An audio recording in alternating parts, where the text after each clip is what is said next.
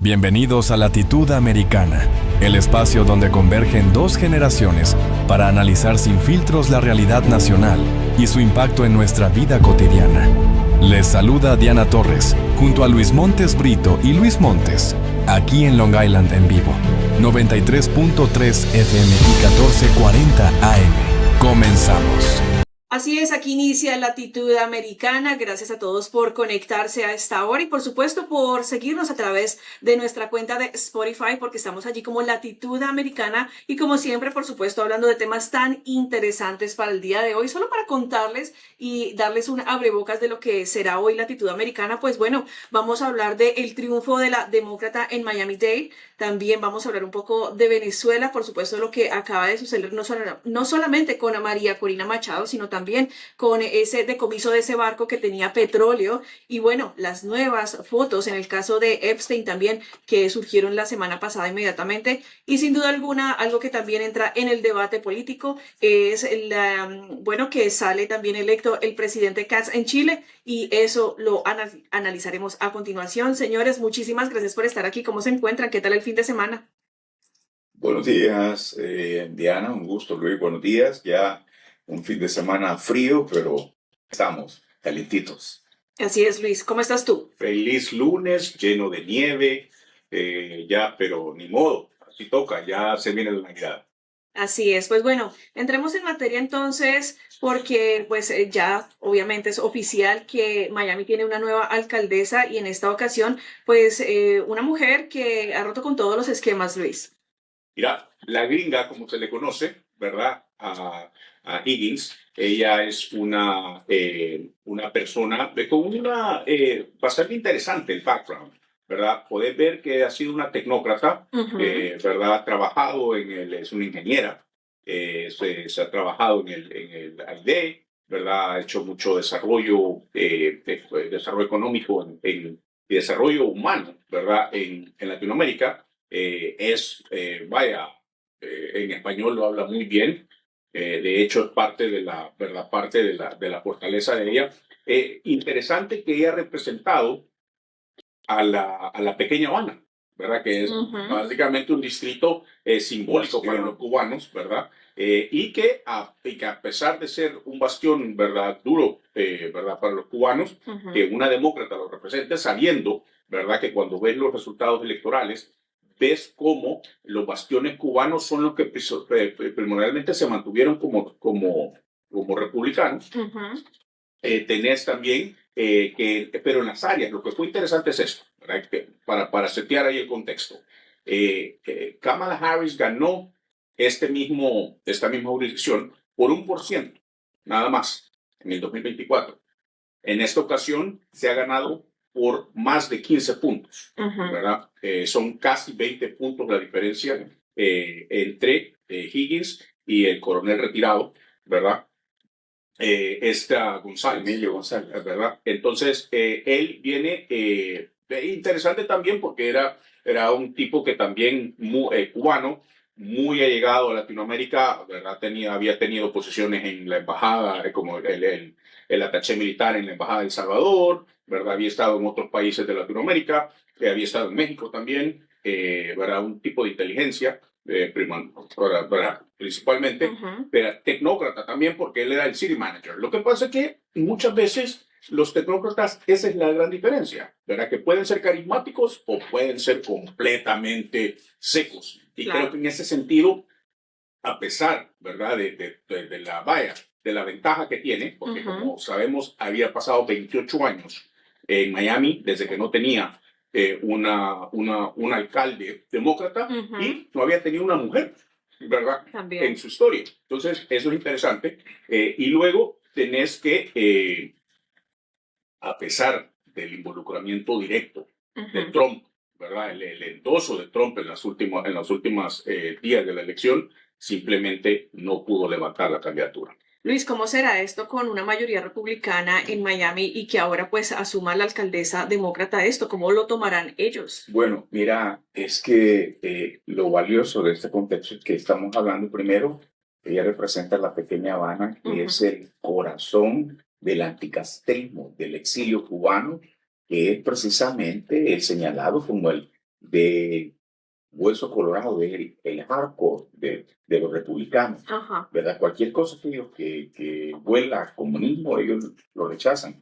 No solo eso, también hay que decir que en Miami-Dade, el condado también está Mar-a-Lago, ¿verdad? Incluye Mar-a-Lago, que es donde Así reside, es, donde el vive el presidente. presidente, el vecino está en el área de influencia y el presidente tiene, ¿cómo que se llama? Su campo de golf ahí en el Doral, ¿verdad? Y tiene toda esa Correcto. cuestión. Y también es el bastión de los venezolanos, ¿verdad? Ahí por el área de Doralzuela, como le llaman precisamente Los los venezolanos, venezolanos. ¿verdad? Que son de las comunidades que más soportan precisamente a los republicanos. Entonces yo creo, ¿verdad? Definitivamente de que esto es un mensaje durísimo al trumpismo, Ujú. ¿verdad? Ellos definitivamente, la derrota es interpretada como un retroceso en la influencia de Trump en Ujú. una zona clave y sobre todo hay algo importantísimo, el divorcio de Trump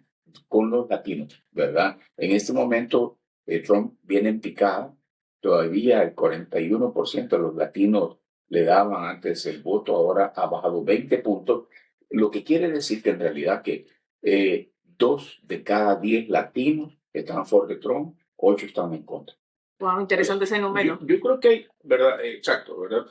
Varios puntos a decir, ¿verdad? Uno, la economía fue un punto importante en esta campaña, pero lo más importante es el mensaje moderado, ¿verdad? De Eileen Higgins en esta campaña. Y creo que ahí es donde hay un plan, ¿verdad? Hay un plano claro, ¿verdad? A seguir para los demócratas para ganar.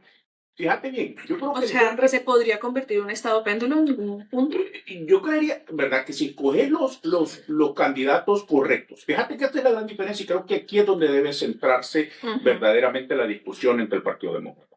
Porque si te fijas, muchos de estos candidatos progresistas, ellos no están expandiendo mapas, ellos no nos están buscando nuevos territorios, simplemente nos están peleando a los moderados, porque Claro. yo me declaro moderado completamente, ¿verdad? Ni para aquí ni para allá. O sea, no, moderado demócrata, ¿verdad? Ahí no hay para dónde. Pero a los progresistas, el gran problema de los progresistas es que nos están atacando en los lugares donde ya son azules. Ujú. Entonces, porque el mensaje de ellos no puede pescar en otro lado. Y aquí el gran reto que tenemos como demócratas no es crecer en zonas azules, esas ya son nuestras. Ujú. El reto es cómo expandimos el mapa y llegamos, por ejemplo, a los niveles donde estaba Obama. No, pero como sea, es importante seguir reafirmando la presencia en esas zonas azules que tú llamas. No, ya esas ya las tenemos, esas no van a cambiar. Bueno, Esas no van a cambiar. Lo siento, eso no va a cambiar. Ujú. Ahí es como que nos estemos atacando. O sea, eso es friendly fire. Ujú.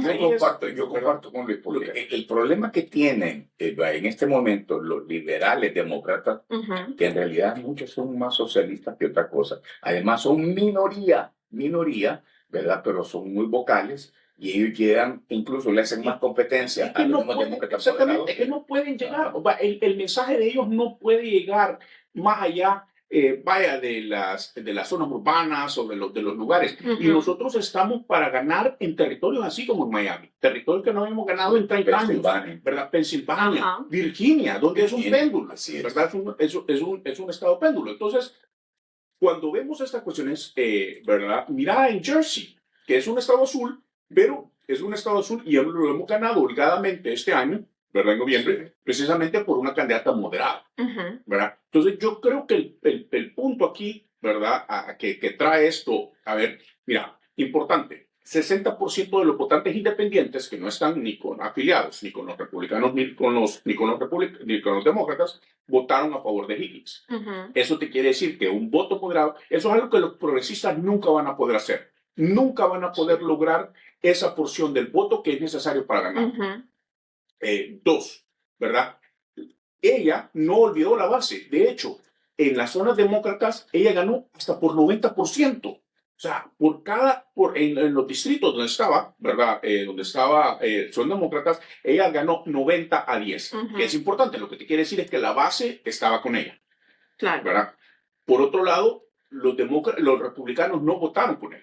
Y ahí el asunto importante es el tema económico, ¿verdad? Es la manera como ella habla, ¿verdad? Claro. Del tema. Esa, la cuestión de affordability, asequibilidad, ¿verdad? En español, es el tema importante. Y creo que ahí es donde tenemos que, ¿verdad?, martillar duro los demócratas, que ese es el punto. Y en segundo lugar, en mucho menor escala, pero siempre válido, ¿verdad?, es el punto de la migración, de la política migratoria, pero Claro. cómo la política migratoria está afectando la parte económica, porque al final el main drive, ¿verdad?, el main driver de los votantes que los llevó a las urnas no fue la migración como muchos quieren hacer ver, que eso, no, no, no. Lo que fue aquí es cómo eso impacta, ¿verdad?, a la economía. Es que alguien, bueno, lo vemos acá localmente, el problema de migración, que cada vez, vaya, el número de personas, la cantidad de personas que la apoyan, va disminuyendo,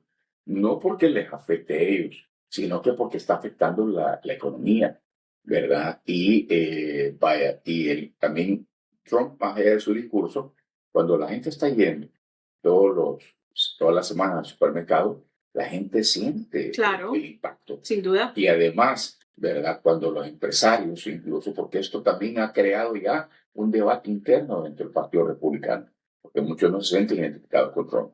Además, Trump no es que esté siguiendo una doctrina republicana, una filosofía republicana, sino que cuando Trump amanece contento, baja los aranceles al 25, cuando amanece enojado, lo sube al 150, ¿verdad? Y al Y final... la política arancelaria no es nada, o sea, republicana. No, por el contrario, ¿verdad? Eso es completamente Es una aislación. es un proteccionismo, ¿verdad? Exactamente. Y entonces eso va en contra digamos, libre comercio. del núcleo de la política Ujú. republicana histórica, ¿verdad? En términos de Claro. comercio exterior. Porque también la gente solo mira que en el efecto cómo nos repercute domésticamente en la economía. Ujú. Pero cuando Estados Unidos sube el 100% de los aranceles a un país, ese país inmediatamente le sube también a los productos estadounidenses. ¿Y eso en qué se viene a reflejar?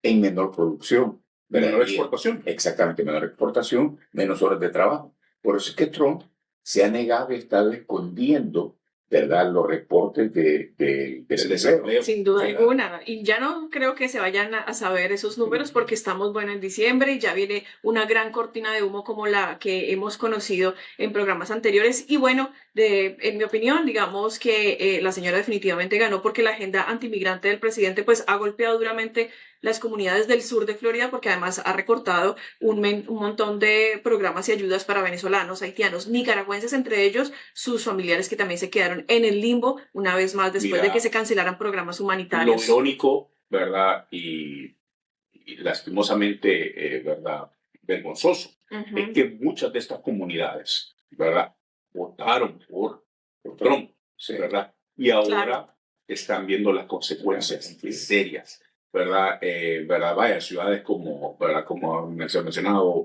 Doral, ¿verdad? Las otras ciudades ahí, que son ciudades que tradicionalmente han apoyado, ¿verdad?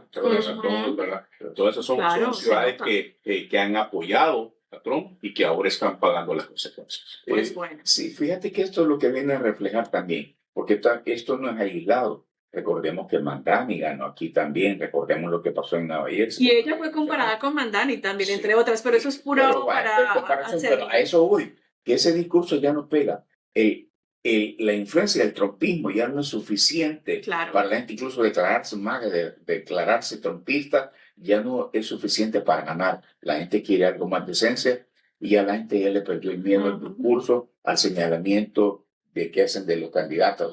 Este es comunista. No. La gente necesita ver acción, definitivamente. Sí, quiere ver cosas más en concreto. Y Trump, la verdad es que Trump en la economía está fallando estrepitosamente y la gente lo siente en la bolsa y mientras eso siga así, la gente no le cree una sola palabra. Así es. Pues bueno, nos vamos a ir inmediatamente entonces hacia Sudamérica con dos temas importantes. Número uno, obviamente lo que acontece con Venezuela y dos, lo que acontece con Chile. Pues bueno, la semana pasada María Corina Machado vimos que viajó a Oslo, hizo el show porque le entregaron el Premio Nobel de la Paz y parece ser que pasó, bueno, a través de barco, lancha, naufragó, la hicieron ver como que, mejor dicho, sus vestiduras estaban rascadas porque tuvo que pasar por una travesía desde Venezuela para Oslo. Para mí eso es todo un show, sin duda alguna, pero explíquenme por favor algo. El señor presidente Donald Trump se quería ganar, obviamente, el Nobel de Paz, pero aparentemente también la está ayudando a ella a que llegue a Oslo, porque obviamente quiere derrotar a Maduro. Pero entonces, ¿qué pasa ahí? Solo un paréntesis. Ya vas a ver alguna payasada, ¿verdad? Como No, esta es que ya payasada empezó. ¿Cómo es que se llama aquel payaso mexicano que andaba con una película ahí de tráfico humano y que era no sé qué? Como ese payaso. Así van a querer hacer esa cosa. Tremendo payasada. Entonces, Bueno, no entiendo ahí la ecuación y en realidad expliquémosle un poco a los oyentes y a las personas que nos ven en este momento. Fíjate, esta es mi opinión, ¿verdad? Es un hecho aislado lo de esta señora Machado, pero se dio un hecho todavía más importante políticamente, como es el confiscamiento de un barco. No, claro, ¿verdad? iba para allá inmediatamente, por supuesto, Sí. porque suceden las dos cosas de manera paralela. Y fíjate que esto, como yo lo veo siempre ligado con la historia, ¿verdad? Esto se da dentro de la doctrina Monroe, que es la base de la política exterior estadounidense, la cual fue precisamente, se llama Monroe en honor al presidente James Monroe, ¿verdad? El cuarto presidente de los Estados Unidos, pero en realidad el que la ideó fue el quinto presidente de Estados Unidos, fue después, pero en ese momento el secretario de Estado, John Quincy Adams, y que de ahí viene cuando ponen América para los americanos, que salió en 1823, cuando estaban precisamente todos los países de Latinoamérica buscando independencia. Claro, después vienen otra parte corolarios cuando van endureciendo la ley, ¿verdad? Como el presidente Hayes en 1880, que ya dice que cualquier canal interoceánico que hagan Estados Unidos lo tiene que nominar. Y por último, en 1904 ya, el presidente Teddy Roosevelt, ¿verdad? Que ya es cuando se apropia Puerto Rico, Cuba, Guam, ¿verdad? El corolario Roosevelt. Y esto es lo que propicia definitivamente los intereses, la hegemonía de Estados Unidos en toda Latinoamérica. Entonces, eso es prácticamente lo que Trump está apelando en este momento, ¿verdad? A ver los intereses estadounidenses de Venezuela. Obviamente yo no estoy a favor de Maduro, ¿verdad? Pero definitivamente ahí lo que tiene que ver es más que todo como un neocolonialismo de Estados Unidos.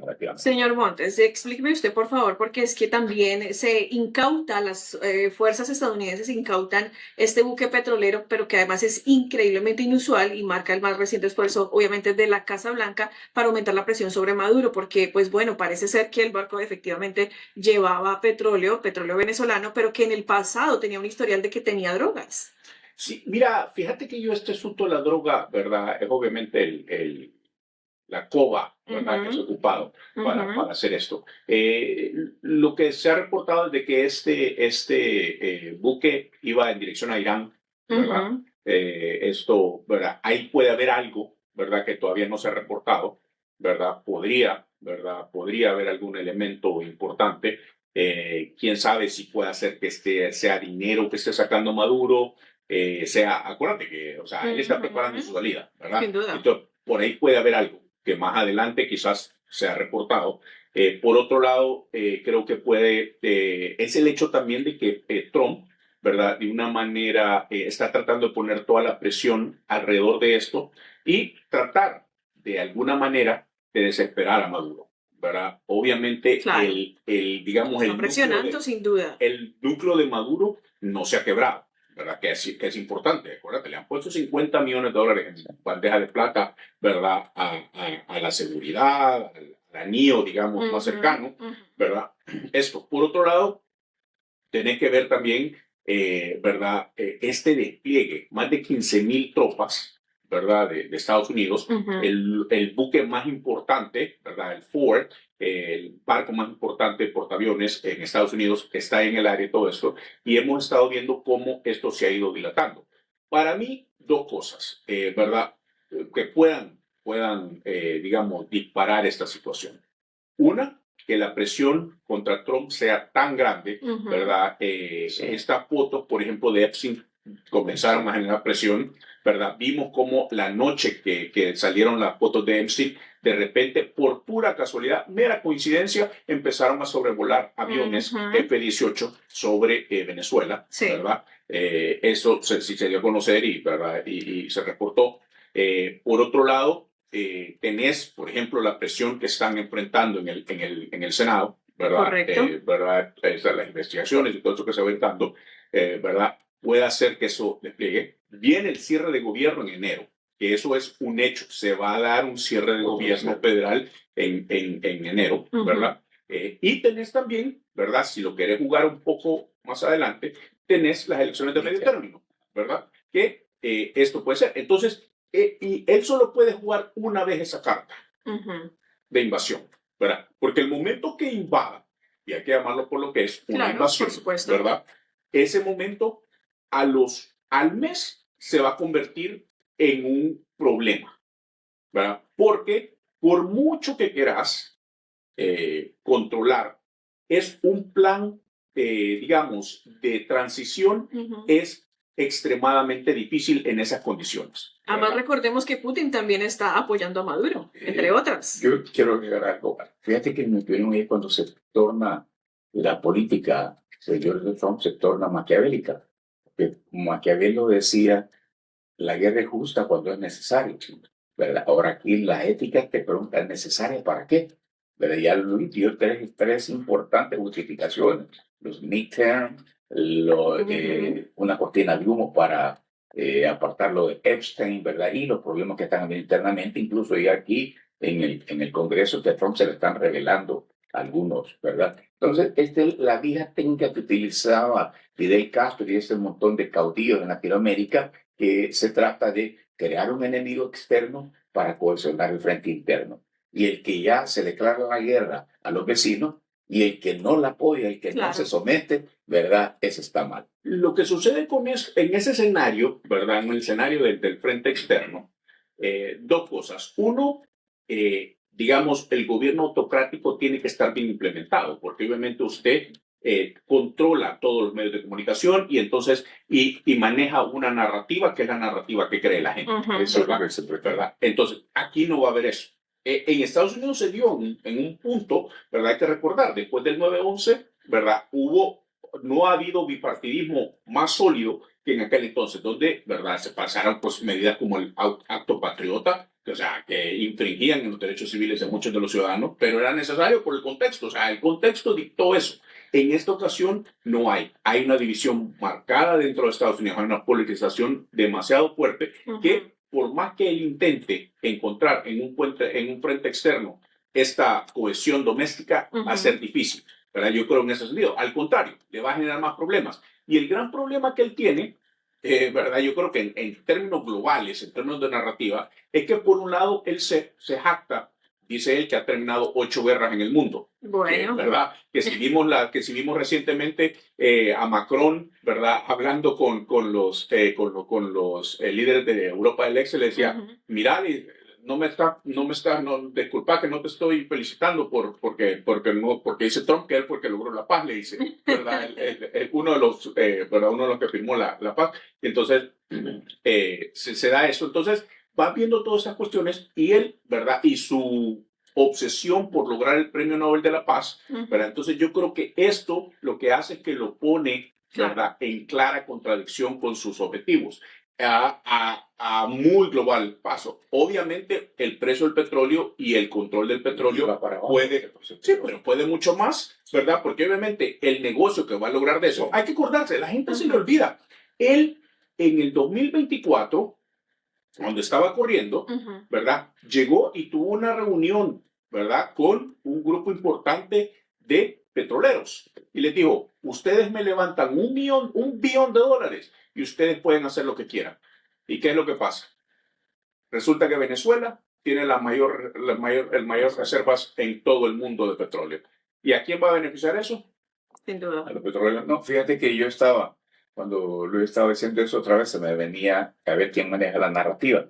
Y esto es algo viejísimo. Dicen, el primer muerto en una guerra es la verdad. Pero ahí recordemos, así como Hitler creó el ministerio con Goebbels y todo eso, pero ahí es lo que Trump trata de hacer, ¿verdad? Imponer su narrativa, se llama ahora fake news o cualquiera que sea, ¿verdad? Y en eso vamos a estar ahorita. Lo que es, al final, que se está tratando otra vez es, ¿verdad?, de ocultar los temas verdaderamente importantes, imponerle la agenda de medios a los estadounidenses y tenernos abogados, pues, ¿verdad? Y que perdamos de vista lo más importante. Así que lo que sí yo veo al final, y esta es mi opinión, como sea que sea, Maduro tiene un panorama bien. No, Pues bueno. que eso es lo que, ¿verdad? Vaya, quitar, digamos, la visión doméstica de Estados Unidos, la perspectiva de Estados Unidos, ¿verdad? Que la perspectiva de Estados Unidos podemos hablar, ¿verdad? Acerca de todos los beneficios que van a lograr las petroleras, ¿verdad? Esta cuestión de la licencia que se le volvió un problema grande, También, por ¿verdad? supuesto. Eso Rubio, ¿verdad? Y eso hay que hablar una cosa, ¿verdad? Porque digamos que hay que partir esto en varias, ¿verdad? En varios niveles. Uno, para Trump, obviamente, él cree que al lograr esto va a lograr nuevamente el voto fuerte hispano, ¿verdad? De Florida, del sur de Florida, desde la Florida, ¿verdad? A través de esto. Lo que se le olvida es que a la gente, mucho le puedes liberar a Venezuela, pero si la estás deportando, a la gente le pesa más eso, porque eso le afecta directamente, ¿verdad? Uno. Dos, está obviamente la promesa que le hizo, ¿verdad? Ya en marzo del 2024 a todos estos petroleros, donde les dijo, hey, levántenme el billón, y hemos visto cómo quiere abrir la costa de California, quiere abrir la costa de Florida, quiere, ¿verdad? Para cuestiones petroleras está abriendo Alaska, ¿verdad? Las cosas se van dando, ¿verdad? Él está cumpliendo su promesa de cuando vendió el gobierno por $1 billón, se las está pagando. Y por el otro, tenés las ambiciones de Marco Rubio, ¿verdad? Que Marco Rubio, ya lo hemos hablado aquí, él ve la salida de Maduro de Venezuela como el primer paso para poder sacar a la dictadura cubana, ¿verdad? También de La Habana. Entonces, creo que ahí hay, ¿verdad? Hay varios intereses, cada quien está empujando, que a la larga van a lograr probablemente el objetivo de sacar a Maduro, todos por diferentes razones, pero a la larga ¿verdad? Para Maduro no hay salida. Bueno, no hay salida, pero entonces, bueno, ahí está el análisis entonces de lo que sucede a esta hora. Y bueno, importante entonces también nuestro segundo tema y nos vamos hacia Chile porque José Antonio Kast pues gana las elecciones presidenciales este pasado domingo, aprovechando también los temores de los votantes por el aumento de la delincuencia y la migración para llevar al país a su mayor giro hacia la derecha desde el fin de la dictadura en 1990. Solamente recordando que también estaba por la línea del presidente de Argentina, Javier Milei. Así que, bueno, hablemos un poco de lo que ocurrió, quien obtuvo también, entre otras, el 58,30% de los votos en segunda vuelta con una candidatura de izquierda, Janet Jara, que obtuvo el 41,70%. No de izquierda, llámele como lo que es comunista. Le encanta esa palabra, señor Montes. No, sí es igual que presidente. ¿Verdad? Lo que pasa es que a veces hemos demonizado o más bien hemos prostituido o abaratado la palabra comunista. Lo aplicamos a todo el mundo, pero ellos sí son comunistas. No, ellos se declaran. Ella, como Mandaña aquí se declara socialista. Bueno, usted lo declara. Bueno, yo extremo. Yo no le firmé la membresía. Pero sí, mira, importante lo que está pasando en Sudamérica, ¿verdad? Mencionabas a Milei, ¿verdad? Eso de Milei, ¿verdad? Sucedió en Bolivia. Totalmente también. Hace un par de semanas, ¿verdad? Hemos visto lo que ha sucedido en Chile, ¿verdad? Que ha sido una votación bastante fuerte.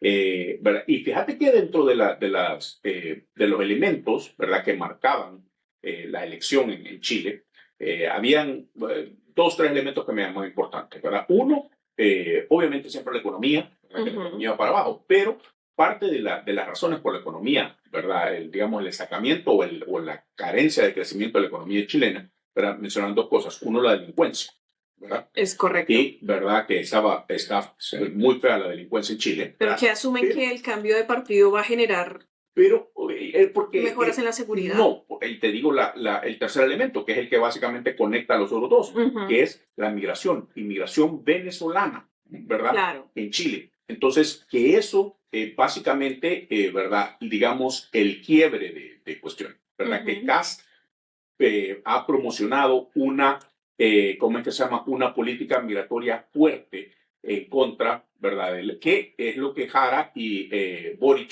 simplemente no hacían. Entonces, creo que en ese sentido va viendo que toda esta cuestión, la parte migratoria, es una parte que está afectando a las izquierdas en en Latinoamérica. Sí, porque ¿verdad? además recordemos que las últimas 3 elecciones en América Latina, pues la izquierda ha perdido. ¿Cómo será entonces el balance de derecha y quién se anticipa para el 2026? Fíjate que yo quisiera agregar esto y ponerlo aquí incluso a discusión, porque la gente está diciendo que ganó la ultraderecha en Chile.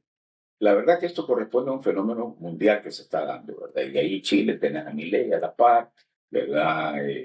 Bueno, tenemos otro presidente. En Bolivia, el norte. En Bolivia, Brasil también. Bolsonaro, tenés el crecimiento de Vox en España, el Meloni en Italia, ¿verdad? Tenés al de Hungría, Sí, ¿verdad? Se me olvidó el nombre. Organ, ya no recuerdo. Entonces, pero es un movimiento a nivel mundial. Lo que pasa es que para mí técnicamente estos candidatos, más que ultraderecha, son populistas de derecha, porque cuando tú te vas a una definición eminentemente técnica de ultraderecha, ¿verdad? Ellos no están. Por ejemplo, los de ultraderecha normalmente no creen en la democracia y estos están ganando dentro de la O sea, democracia. el movimiento MAGA podríamos decir entonces, ¿qué es eso?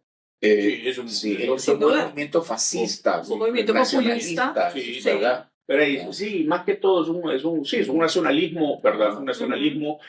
Lo que sucede es que ahí es donde ya vienen las grandes diferencias, ¿verdad? Lo que pasa es que cuando uno trata de asociar, por ejemplo, a un movimiento de ultraderecha, cree, ¿verdad?, en una economía liberal austríaca, ¿verdad? O sea, que es una cuestión bastante, que es Milei. Milei es precisamente una escuela austríaca económica, Sí. ¿verdad?, donde es libertaria, ¿verdad? Y muchos de estas personas, vaya, Trump no es libertario, lo siento. No, claramente Trump, no. precisamente, él cree en una economía proteccionista, que es lo que lo hace completamente incongruente con, ¿verdad?, la política republicana tradicional. Yo creo a Trump y todo.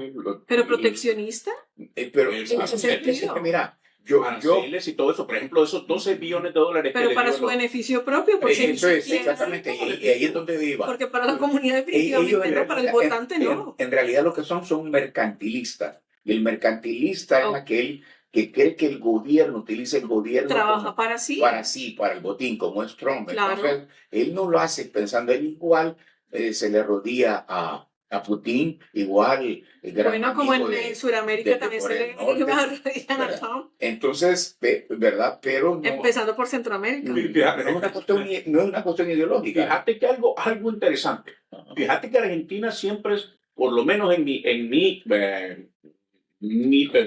conocer, Argentina y Estados Muy Unidos modesto, señor Mati, por cierto. siempre han sido bastantes, digamos que la influencia de Estados Unidos en Argentina ha sido mínima. Pero mira, en estas últimas elecciones que acaban de pasar en octubre de la legislativa, ¿verdad?, Estados Unidos jugó un rol importante en la decisión de esas decisiones, ¿verdad? Uno, ¿verdad? Que es algo, ¿verdad?, bastante difícil de creer en esta por comparación a lo histórico. Y por el otro lado, tenés, ¿verdad?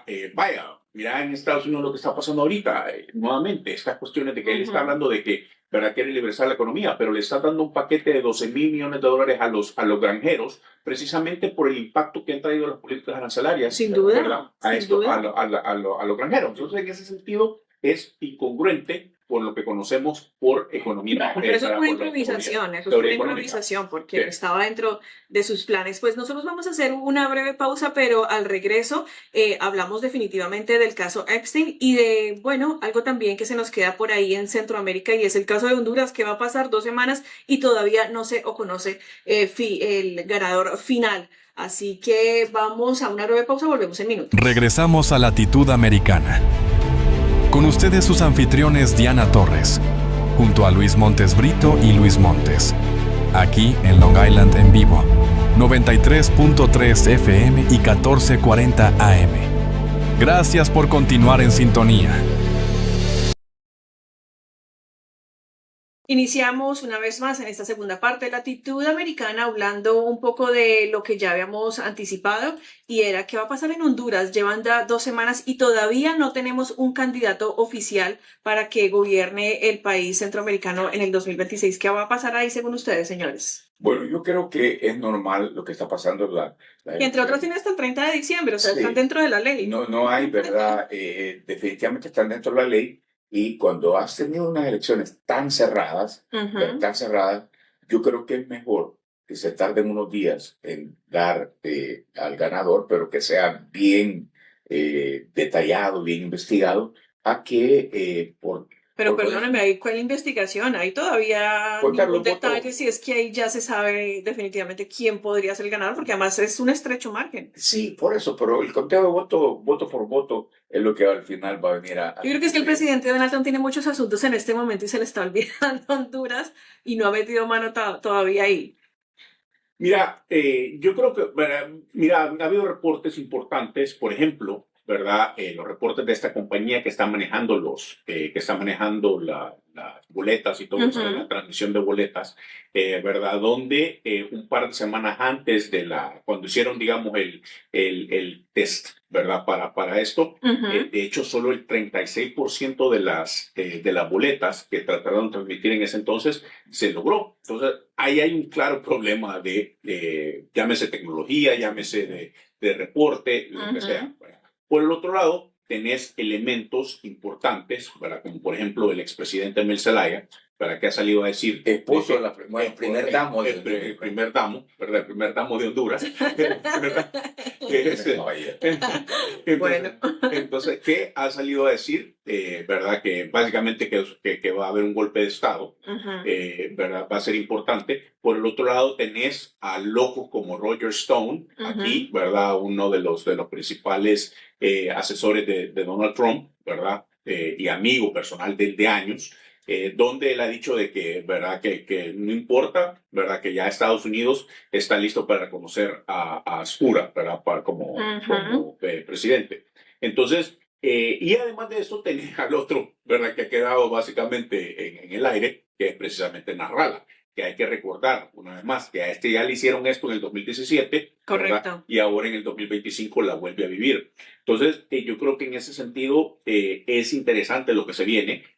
Creo que sí, ¿verdad? Estados Unidos está teniendo un involucramiento de lleno en estas elecciones. Lo que no es que vaya, Trump hizo lo que hizo, ¿verdad? 4 días antes de las elecciones, él hizo su endoso del candidato, pero de ahí para allá esto ha sido manejado precisamente por gente de la administración y allegados a Trump, que son, como te decía, Roger Stone y otros, ¿verdad? Que están involucrados de alguna manera porque hay dinero por medio, Ujú, ¿verdad? claro. De hecho, se rumora, ¿verdad? Que este asesor argentino que estaba asesorando precisamente a Sura, que fue el que ganó en Ecuador, ¿verdad? Fue que el asesor de Milei, Ujú. ¿verdad?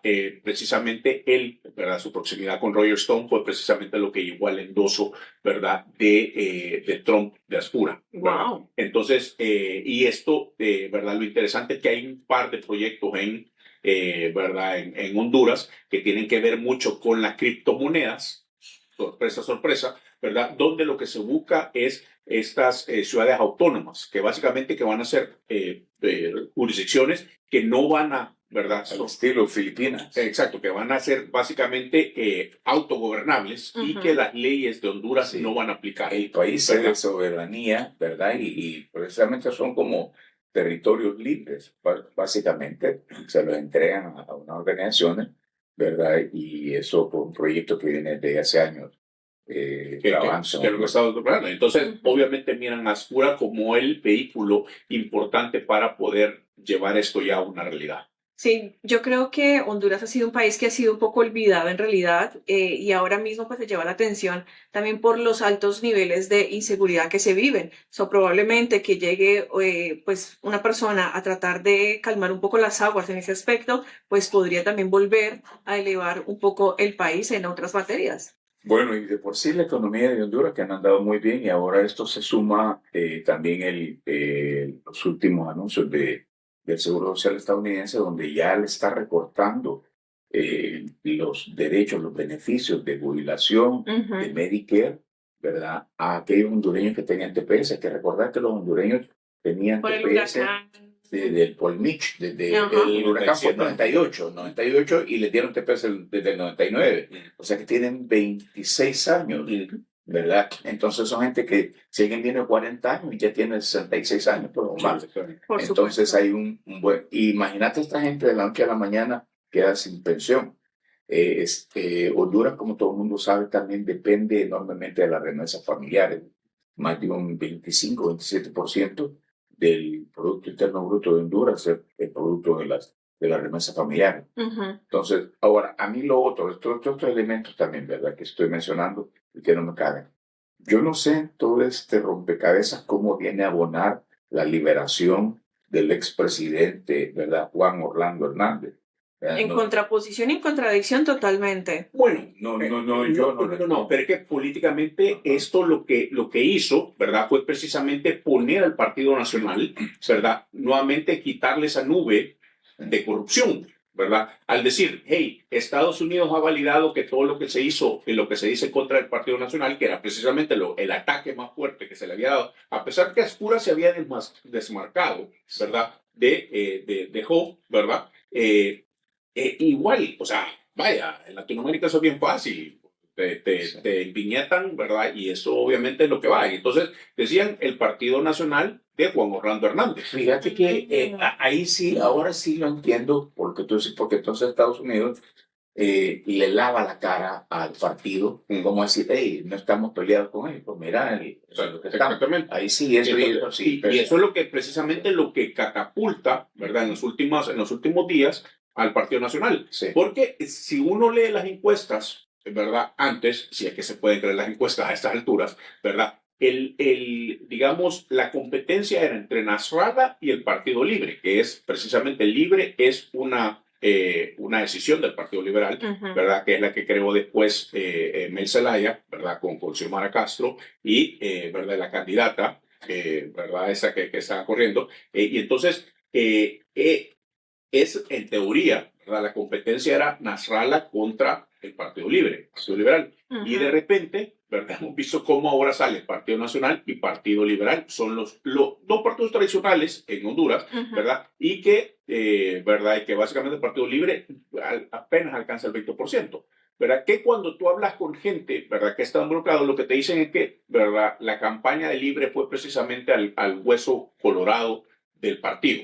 Es ¿verdad?, esta base que básicamente sigue ciegamente a los Zelaya, ¿verdad?, Zelaya y a Xiomara, ¿verdad?, y que eso era básicamente el cielo, ¿verdad?, el techo que iban a tener.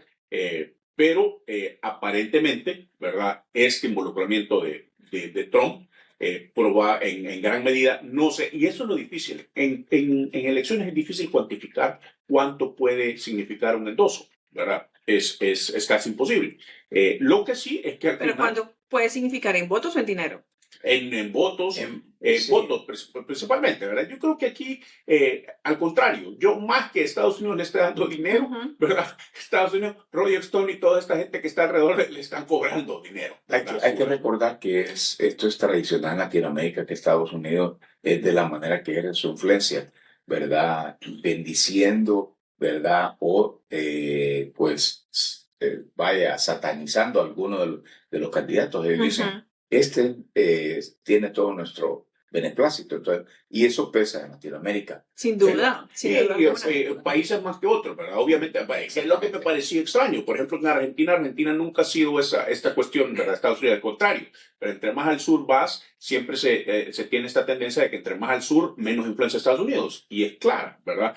Pero pero Argentina es lo contrario a eso. Por ejemplo, en México tiene poca o nada influencia. Al contrario, un endoso de un presidente de Estados Unidos es un beso de Judas. Básicamente te está declarando, ¿verdad?, que no vas a ganar en México.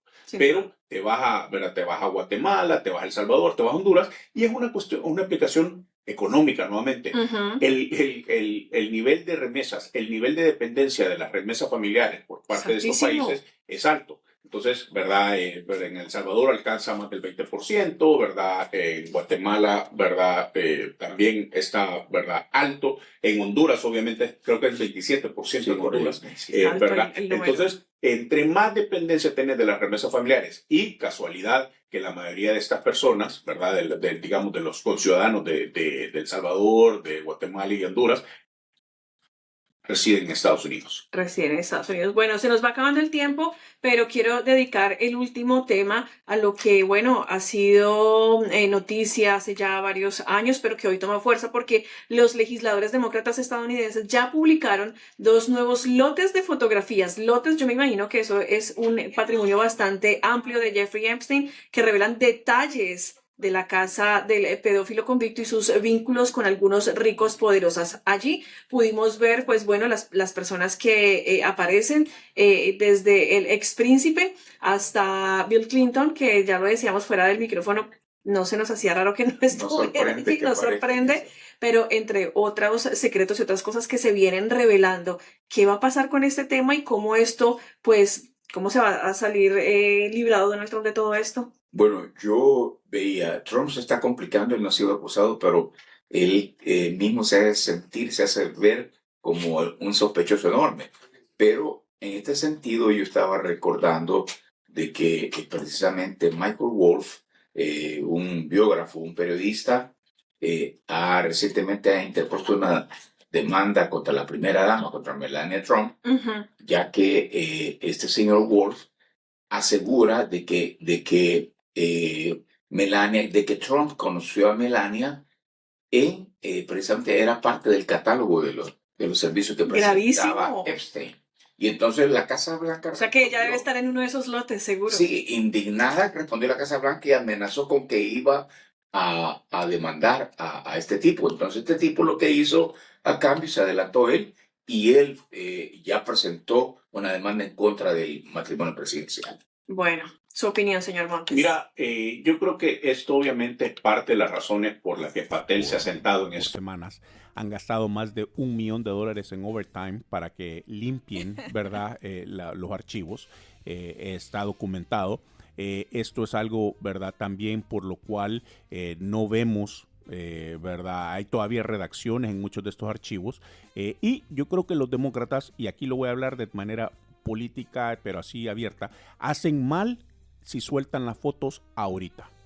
Hay que esperar esto para agosto, para septiembre del otro año, para esperar. Porque así como Trump está jugando política con Venezuela, nosotros tenemos que aprender a hacer esto y tenemos que tener el suficiente coraje para hacerlo. Las fotos que no se suelten más. Hay que guardarlas, le vamos a hacer un favor a Trump si soltamos esas fotos ahorita en diciembre, claro, en enero. porque va a poder tomar, ¿verdad?, decisiones. No, porque se va a acabar, porque cuando venga a hacer el asunto, cuando venga ya el verano, la gente va a estar pensando en los 250 años de Estados Unidos, va a estar pensando en el mundial, exactamente, se le olvida. Entonces, no, miren, los demócratas hay que ser inteligentes, guárdese las fotos, manténgalas. Ya las fotos ya están tomadas, ahí no hay prisa por sacarlas, han estado esperando más de 8 años. Pero la estrategia demócrata, entonces tiene que mejorar en ese aspecto. Ahí podemos hablar, y de eso sí hay que hablar bastante, porque deja mucho que desear. Y yo creo que más los demócratas, la erosión que le está generando a Trump dentro del Partido Republicano, dentro de los más radicales, sí, todos los conspiradores. Exactamente. Claro. Esos comentarios sobre Epstein, eso es más difícil. Eso va carcomiendo la confianza del sector más duro de los republicanos para Trump, ¿verdad? Entonces Trump se va viendo cada vez más debilitado. Así es. Hay suficiente en la economía para darle duro con eso, para seguirle ahorita para las fotos. Las fotos hay que esperar. Que sean el secreto o la bomba de octubre del 2026. A propósito de que se aproximan las elecciones. Pues bueno, señores, esto fue Latitud Americana. Muchas gracias, pues bueno, por la audiencia, y recordándoles que estamos a través también de Spotify y que allí pueden revivir una vez más este capítulo. Nos vemos la próxima semana.